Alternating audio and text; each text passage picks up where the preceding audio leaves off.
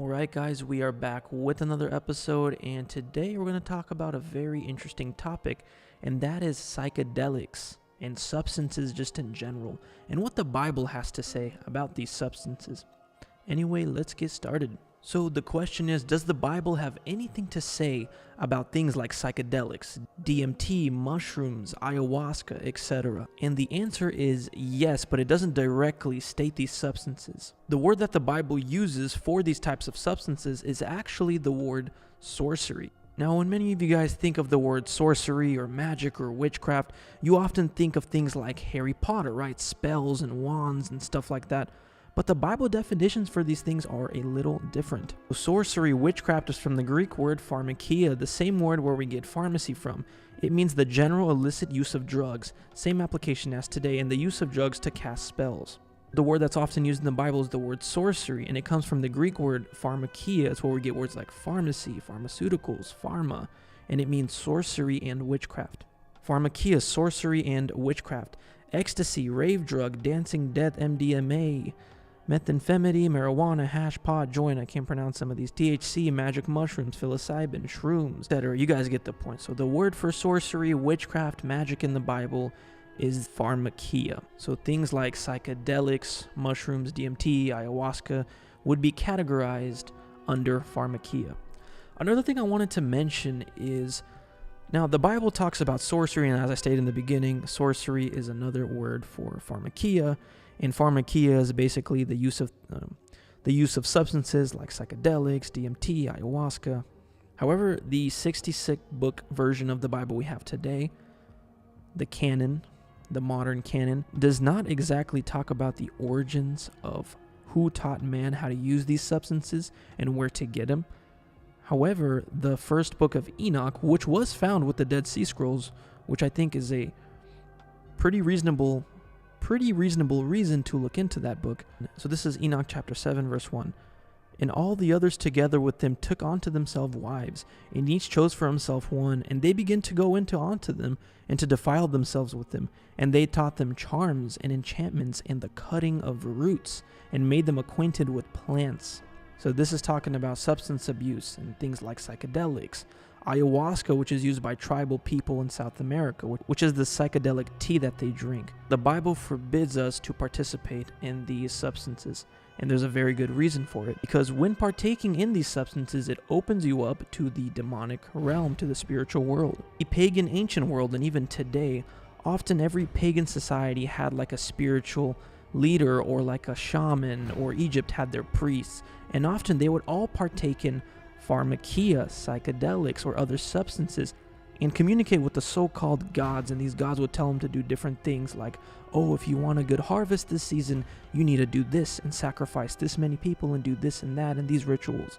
Like even today, there are some tribes throughout the world, like in Siberia and other places throughout the world, where their spiritual teachers, the shamans, partake in psychedelics.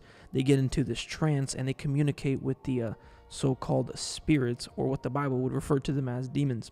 So like I said, the reason the Bible forbids the partaking in these substances is because it opens you up to the demonic realm. One thing that's very interesting about substance abuse, specifically psychedelics, is often people who have schizophrenia develop it after partaking in psychedelics and having experiences with substances like psychedelics or methamphetamine, or things like spiced weed, ayahuasca, DMT, etc. And I'm going to talk about some of these experiences that I know about. So for those of you who have been with me on my channel for quite a while, you know that I did a podcast with a friend that I met on TikTok who's had schizophrenia for many years. And if you guys haven't seen that podcast, I urge you to go check it out. It's very intriguing and thought-provoking. But I had a great conversation with a guy named ExoRadMagical. That's his TikTok username, or that's his artist name. So he's had schizophrenia for many years, and on his TikTok, he talks about his experience with schizophrenia and what it's actually like having schizophrenia versus what the media says and what he believes he has. And his view on schizophrenia is more spiritual than the modern medical view of just having a chemical imbalance in the brain. So his entire channel is dedicated to him showing people what it's like having schizophrenia, because he's also an animator and he animates and makes simulations of what it's like day to day having schizophrenia, what he sees and what he hears, and he talks about what he feels. his onset of schizophrenia started after partaking in substances. He actually talked about one of his experiences with some of these substances known as DMT, dimethyltryptamine, and him going into a whole nother dimension. And he gave this one really interesting experience that he saw, and he said when he was in this DMT dimension, he referred to it as hyperspace.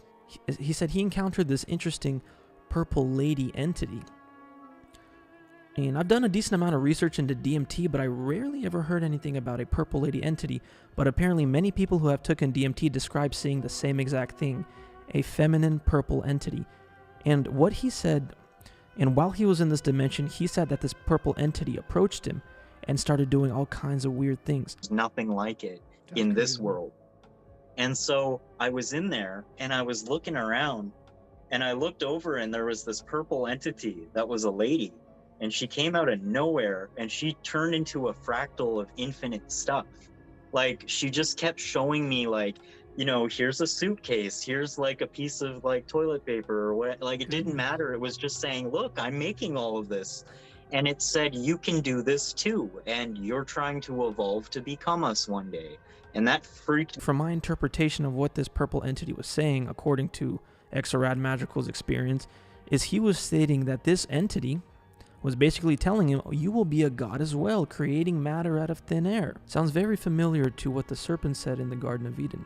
That's just one experience I know of where messing around with psychedelics led to him opening himself up to the spiritual world. Another very interesting experience I can tell you about is concerning a good friend of mine, and everything about the story that I'm going to tell you is 100% true, and this happened, if I can remember right, about 4 years ago. So anyway, my friend used to smoke weed, and about 4 years ago, he bought some weed off this guy, and apparently the weed that he bought was known as spiced weed, or K2. Now, spiced weed is basically marijuana with added man-made chemicals that has very psychoactive properties. So anyway, my friend buys weed off this guy, doesn't realize that it's spiced weed, and he takes the substance. And then after taking it, he started going through some interesting changes.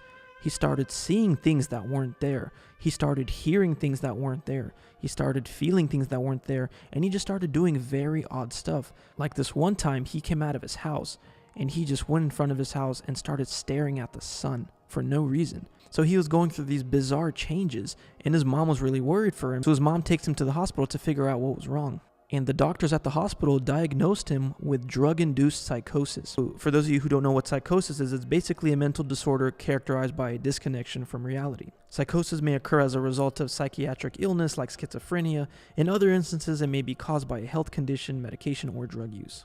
So like I said, what triggered his psychosis was partaking in the spiced weed. So as he was in the hospital, he was diagnosed with psychosis, and there was this one incident where I believe he started seeing things and hearing things or seeing like demonic things, and he started to run away in the hospital. Well, I assume because he was like terrified of something that he saw or heard. And according to him, he got tackled by security guards, and he actually started fighting the security guards. I'm not sure why. It might be because he was hallucinating and he started seeing them as demons or something and just hearing things. Again, during this time, he was going through severe psychosis. So he starts fighting the security guards and they choke him out. And he basically gets sedated. So the next day, he gets released from the hospital. He gets to go home. And me and my friend heard about all this, that he had drug-induced psychosis. And we decided to take him out and buy him some food and just have a talk with him to make sure our friend is okay. So we take him to this one sushi spot. We get some food. And he's just telling us all his bizarre experiences. Exactly what I just told you guys. About his drug-induced psychosis from partaking in spiced weed. And seeing things and hearing things and feeling things that weren't there. So we're talking about all this at the restaurant. We finish and we decide to leave. And there was this car parking garage right across the street from the sushi restaurant that we went to. And we decide to go to the highest floor to just chill at the very top and just talk about his experiences and just look at the views. Anyway, we're at the very top at the car parking garage and we're just kind of leaning on the edge and looking down at the views. And as he's telling us his experiences, we're all talking. He looks down from the car parking garage and then he looks at us and he says, "You know, voices are telling me to jump right now." And I hear that and I'm like, what? And I'm just in pure shock and my eyes are lit up. And I look at my other friend just in complete disbelief and I'm like, so we grab him and I'm like, yeah, buddy, we're going down. But yeah, that's the story. That whole experience was crazy. That he started hearing things and seeing, that he started hallucinating and hearing voices. But I just spoke to him not too long ago and he seems good. He's married right now and I think he understands that what he went through was a spiritual experience, and what he was going through was spiritual oppression as a result of taking that spiced weed. So yeah, crazy story. Now, with those two stories in mind, I want to get into a psychotherapist known as Dr. Jerry Marzinsky. And he's been a psychotherapist for more than 35 years, close to 40. So he's a psychotherapist, and he's dealt with all kinds of patients, like patients with schizophrenia, bipolar disorder, multiple personality disorder. And he used to be an atheist, and he subscribed to the idea that schizophrenia, bipolar disorder, that these were just simply chemical imbalances in the brain. In fact, that's what's accepted by the main narrative today. However, he had this one very interesting experience with one of his clients that got him to change his mind, and he realized that these voices weren't just a result of chemical imbalances in the brain, but he now believes these are spiritual parasites, that these are real demonic entities. So he comes in, he sits down, and I said, well, what is it they have to say? And I'll never forget this. His voice tone changes just a little bit lower, and these words come out of his mouth. You have no right to interfere with our way of life. And I'm like, bam. And he said, that wasn't me saying that. And I'm like, what the blazes is going on here?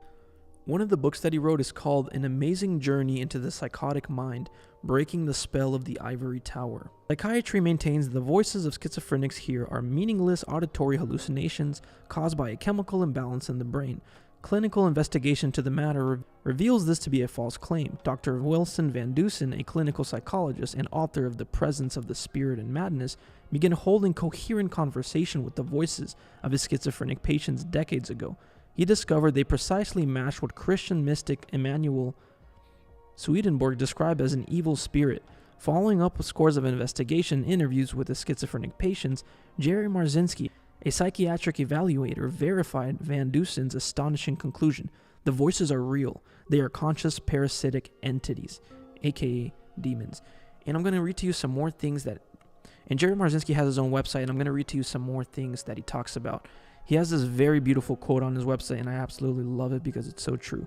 When an honest man discovers he is mistaken, he will either cease to be mistaken or cease to be honest. We are very different in what we bring to the table. We're all working for the same thing. We're working for us to become better people and create a better world. Greg Brandon. Welcome to my website. So this is Gary Marzinsky. I'm a retired licensed psychotherapist. I explore and write about the phenomena of non-physical beings that plague individuals and disrupt their lives. My research has led to methods of helping people come to terms with their malicious inner voices they hear, to show them what these voices really are. 3 decades ago, I saw an article labeled "Demons for Real." I would have scoffed, "Oh really?" Now, after what I experienced in my 35 years on the front lines with patients suffering from paranoid schizophrenia, there is no doubt in my mind that these entities exist. I've both seen and spoken to them, and they are very nasty. It turns out that schizophrenics are not having hallucinations when they hear voices. They are being attacked by real, living, invisible entities, conscious of what they are doing. My articles and videos go into detail, and I encourage you to read and watch. Once I knew what was happening to my patients and showed them the truth about what their voices were, both the patients and I became a threat and a target to these entities. You see, these entities feed off negative energy. If they can trick you into feeling anxiety, fear, or any other form of stress that turns your emotions negative, they can feast from you. By the way, this is very true because I had my own supernatural experience with this, and I see now that there's a reason God says not to give in to fear or anxiety in the Bible. It says that a spirit of fear is not from God, and if it's not from God, it comes from another place. And there was a time in 2020 to 2021 where I was experiencing severe disassociations, which now I believe were caused by spiritual parasites, aka demons, because during this time I give in to a lot of fear and a lot of anxiety, and it often caused me to have disassociative episodes for almost a year, from 2020 to 2021. And I'll make a testimony video about this, getting into more detail of what it's like having disassociations and why I had it and where I even started, or why I even make these videos. I'm going to make a full testimony video about all this. But basically, for those of you guys who don't know what disassociations are, it feels as if you're inside of a dream. Your emotions are completely turned off. You don't feel depression. You don't feel sadness. You feel absolutely nothing. You feel numb. And you feel like you're in a glass bubble inside of a dream. In fact, I made a simulation of what it feels like to have a strong disassociative episodes. And this simulation is as close as I can get to an example of what it feels like going through severe dissociations because of anxiety and fear.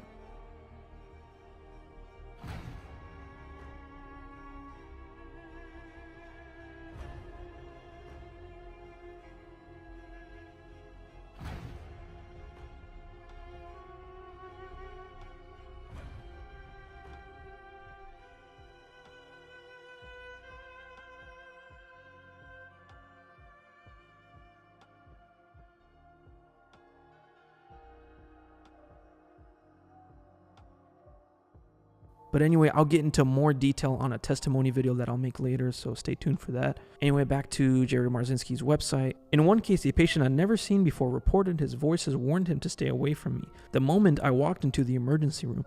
In another case, a patient who was improving told me his voices wanted to speak with me. What the voices told me was this: you have no right to interfere with our way of life.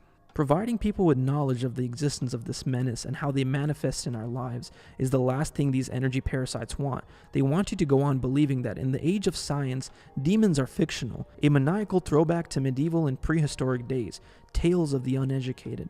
They are thrilled that you ignore the 25 or more times the Bible depicts Jesus casting out demons. They are even more pleased when you view the Bible as irrelevant to this issue. They prefer you to believe that science is God and demons don't exist. So anyway, that was Jerry Marzinski. And like I said, this guy isn't some conspiracy theorist living in his mom's basement. He is a licensed professional. He is a real psychotherapist, and he's been one for more than 35 years. So he has solid experience, he has credentials. And he had a change of mind concerning spirituality, and he realized these voices that his patients were hearing were actual entities. Welcome to the carnival realm. As many of you know, Ephesians 6:12 is the foundation for many of my videos, because I talk about the existence of entities and spiritual wickedness in high places. It says, "For we wrestle not against flesh and blood, but against principalities, against powers, against the rulers of darkness of this world, against spiritual wickedness in high places." For today's video, we are going to be focusing on that last word, on the last words of this verse. Spiritual wickedness in high places. Specifically, we're going to be looking at the high places. Now, what does this verse mean when it says that spiritual wickedness exists in high places? What are the high places? Or in some other translations, it refers to these places as the heavenly places. So I believe the high places that this verse is talking about is referring to other dimensions where wicked spirits live. And one of the ways people often get glimpses into these other worlds is messing with the devil's devices, specifically certain powerful mind-expanding drugs, or what the Bible calls it, sorcery. The Bible forbids partaking in mind-expanding substances. It calls it sorcery because it opens you up to the influence of wicked spirits. And today we're going to be discussing the DMT carnival. In the late 90s, Rick Strassman did a study on the effects of the DMT compound, and he detailed the study in his book, DMT, the Spirit Molecule. When participants took this powerful psychedelic, many of them claimed that they ended up in the circle or carnival-themed-like dimension. Full of strange, bizarre-looking entities. Some of them described them as clowns, jesters, jokers, and imps, and many other creatures and entities. So yeah, many people who have taken this powerful psychedelic who have happened to break through, they describe blasting off into this other dimension, and the common theme of this other dimension always happens to be the same time and time again. From all the experiences of people who have messed with DMT, many of them describe that this other dimension looks like a carnival, circus, or fair-like place, full of bizarre-looking creatures. Some people have encountered the trickster jester entities, or the clown entities that I've been talking about. Many have encountered imps, these demonic-looking beings, and gremlin-like creatures, and many people have also happened to encounter very strange mantis-face-like creatures and these interdimensional, bizarre-looking bugs. Often people get visions of bugs as well. Many people also report seeing alien greys. Common thing that I've heard people seeing is something known as the Purple Lady. Because there's nothing like it in this world. And so I was in there and I was looking around and I looked over and there was this purple entity that was a lady, and she came out of nowhere and she turned into a fractal of infinite stuff. Like, she just kept showing me, like, you know, here's a suitcase, here's like a piece of like toilet paper or what. Like, it didn't matter. It was just saying, look, I'm making all of this. and it said, you can do this too, and you're trying to evolve to become us one day. And that freaked me out. Another interesting thing to mention is a few months ago when I interviewed the psychotherapist that believes in demons, we were talking about entities, and he says there are many different kinds of entities. He refers to them as energetic beings. If your patients ever told you the same thing, that they see these similar type of entities? Now, what they report to me the most, both the schizophrenics and the meth users, were shadow people. They're three-dimensional shadows that can walk through walls. They appear they're darker than the rest of the room. They hardly ever speak. And if they can see their eyes, they're in worse shape. I would even use that as a diagnostic tool. If they saw their eyes were either lime green or red, not good colors. You know, but I never heard them hurt anybody. They would scare people half to death, you know, but they would never hurt anybody. But then, you know, that's one class of energetic being, and the Native Americans used to call them the Watchers.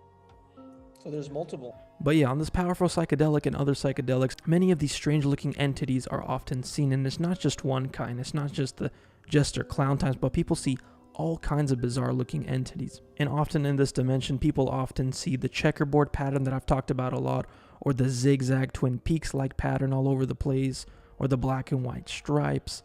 And many people who have encountered the clowns and jesters often say that they are very trickster-like spirits. They will mock you, laugh at you, they just want to cause pure chaos and feed off this chaos. But this carnival circus fair-like dimension in the DMT realm reminds me of the movie Monkey Bone. So I'm going to read to you a basic plot of the movie. Stu Miley is a cartoonist who created a comic strip called Monkey Bone, which features the rascal monkey of the same name. Stu was in love with a sleep institute worker named Dr. Julie. When it came to the night where he was going to propose to her, a freak accident happens and Stu falls into a coma. His spirit ends up in downtown, a purgatory limbo-like existence between life and death.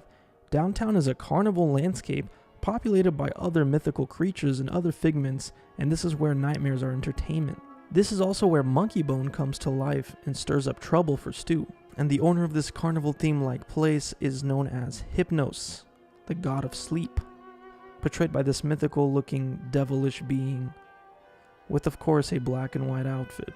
But Monkey Bone and Hypnos have their own agenda with Stu's body when it comes to making nightmares. So Monkey Bone is a possessing spirit that takes over Stu's body. And the personality of Monkey Bone, the way he acts and how chaotic he is, literally reminds me of Beetlejuice, that trickster spirit from the movie Beetlejuice. And of course there's a scene of Monkey Bone wearing the black and white outfit. Anytime there's a movie or a show about another dimension or the afterlife, you always see the black and white pattern. In fact, there's a new show recently being made, literally called Little Demon. The creator of that show is also the creator of the show Rick and Morty. It's basically about a high school girl who finds out she's the Antichrist because her mom had an affair with the devil. What's really interesting is there's a scene that literally aligns with the videos I've been making. And there's a scene where the girl and some other creatures walk into another dimension. And of course, on the floor, you see a strip of zigzag patterns, just like the zigzag pattern found on the floor of the interdimensional space in the show Twin Peaks.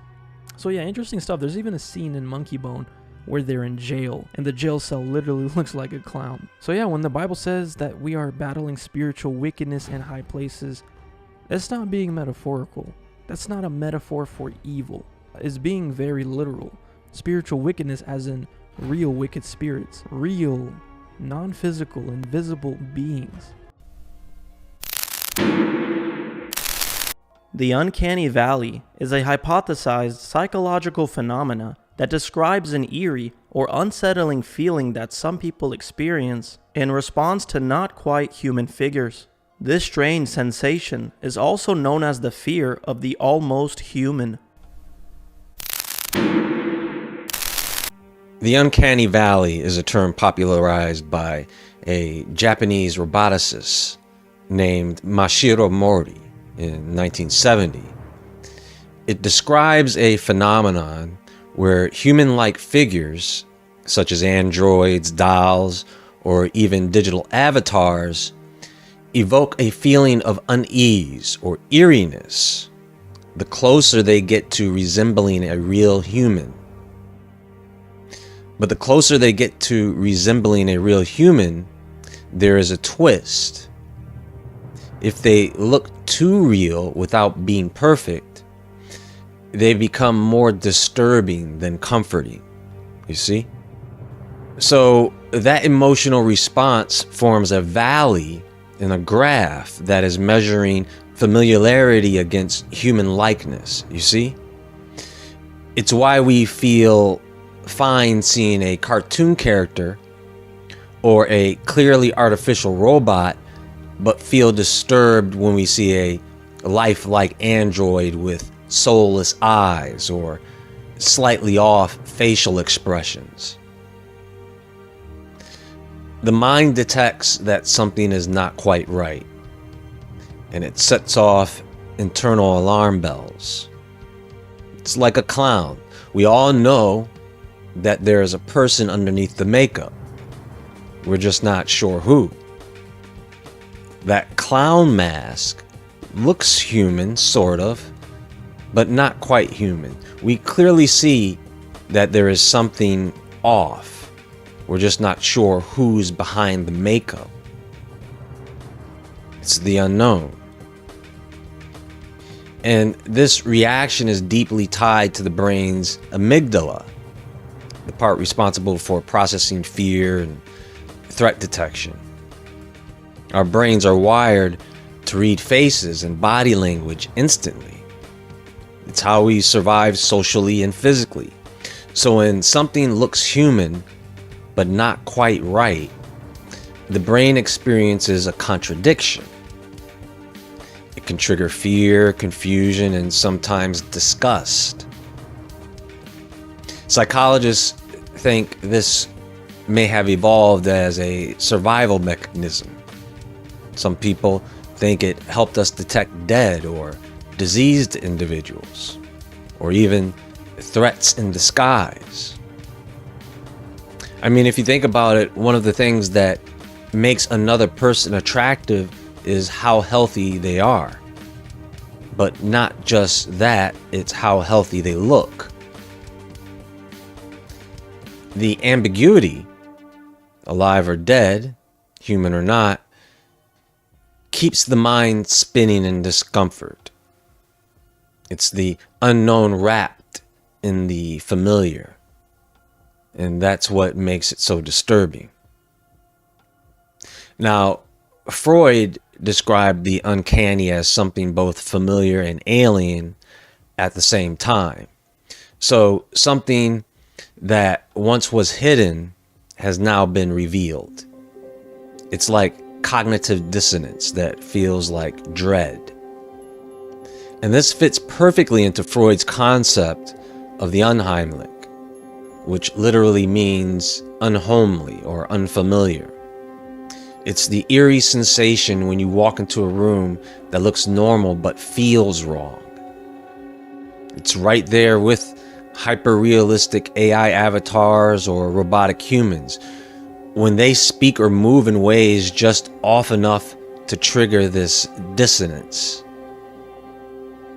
The more advanced AI and robotics become, the more we're forced to confront what makes us human.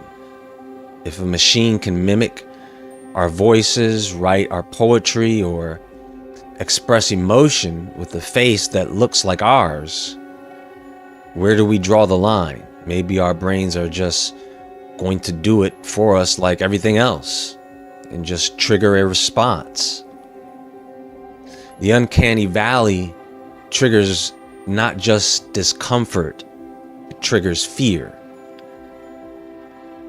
With deep fakes, virtual influencers, and AI-generated voices now part of our daily media diet, we're living in an era where the line between real and artificial blurs every day. TikTok stars made from code, AI-generated models promoting products, or news anchors with no heartbeat at all are becoming normal. I mean, does that somewhat describe the experience many of these people have these days? The uncanny valley effect makes us question what we see and hear now. Trust in digital content is declining, and many people report a growing sense of psychological fatigue. This desensitization can erode empathy and distort expectations for human behavior, especially in younger generations that are exposed to these artificial personas from a young age. Horror works best when it plays with the familiar turned unfamiliar, and nothing does that better than the Uncanny Valley. It's a mirror that reflects back to ourselves, but warped just enough to horrify us. In certain circles, it's viewed as evidence that reality is being manipulated. Some think that these near human figures are tests or precursors for full synthetic replacements. Politicians, celebrities, influencers, all being slowly replaced with AI duplicates. Others tie this to a phenomenon that has to do with simulation theory. The feeling of uncanniness is a glitch, a sign that we're living in a digitally rendered reality. Whether these ideas are fact or fiction, they reveal a growing cultural unease about reality, technology, our identity. But it will end up warping social dynamics. The more we interact with artificial beings that mirror us but don't truly feel, the more we risk redefining what it means to connect. Real people are messy, they stutter, contradict themselves, age, and have off days. AI personas don't. Not really, unless they are programmed to mimic that. As our standards shift toward these polished artificial ideas, we may become less tolerant of real world imperfection. That's that porn phenomena that occurs, right? This could lead to a kind of empathy collapse, or add to it anyway. A society where real human connection is undervalued, and where emotional intelligence is eroded in favor of scripted perfection. By the way, I do want to mention something now that I've said, and that is this.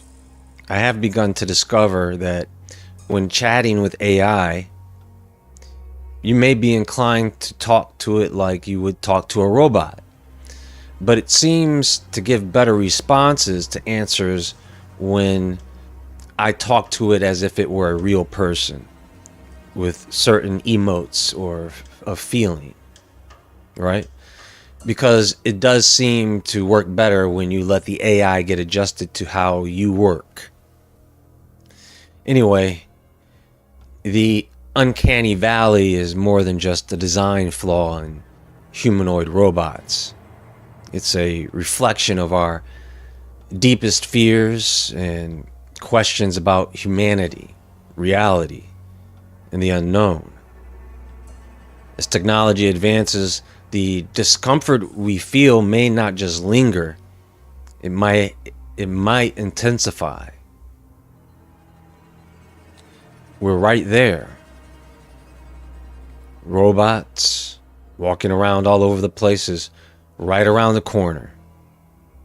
And it's forcing us to continually renegotiate our understanding of trust, of truth.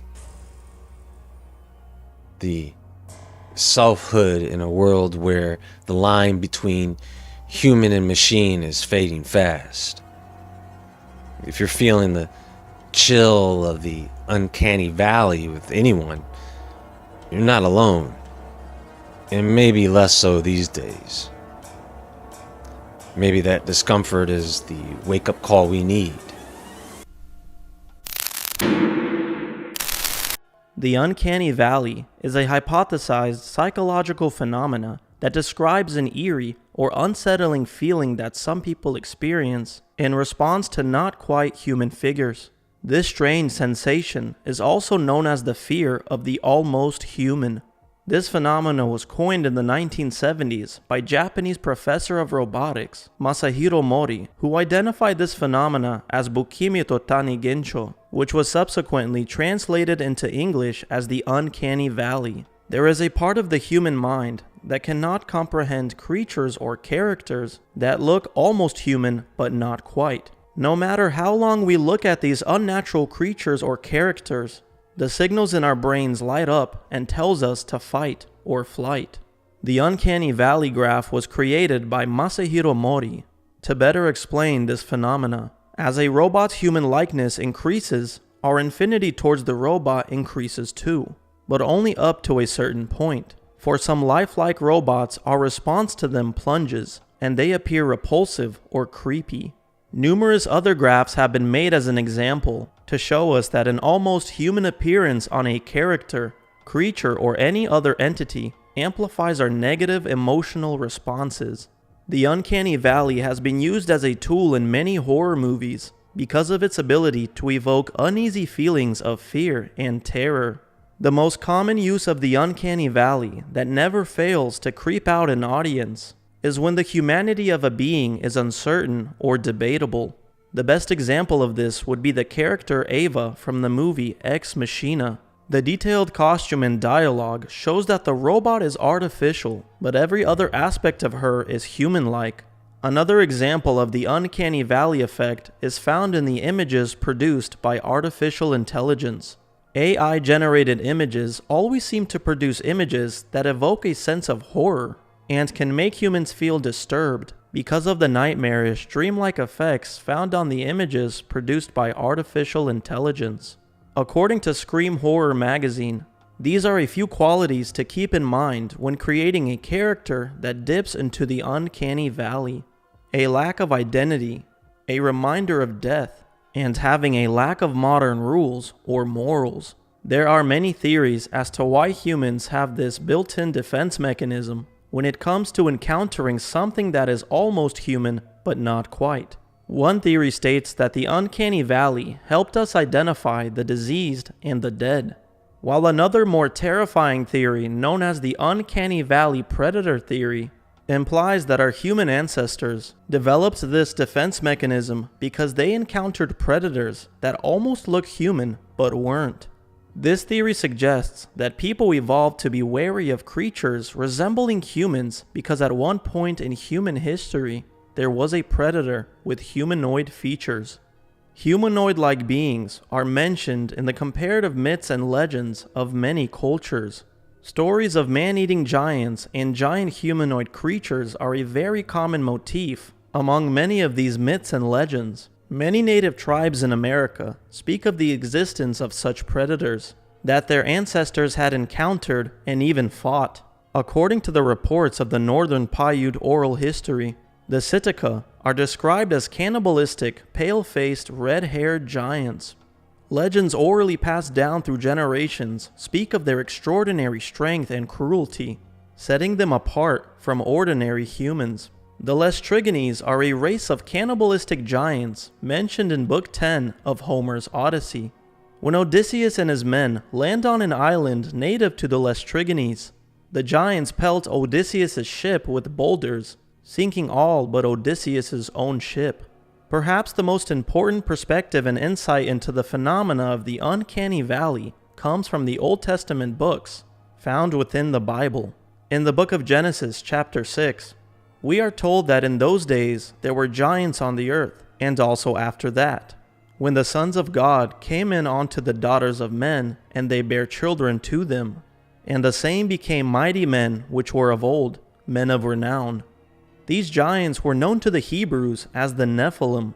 In the apocryphal book of Enoch, chapter 7, we are told about this unholy union in further detail, which resulted in the existence of terrifying humanoid cannibalistic giants that turned man's daily existence into a living hell.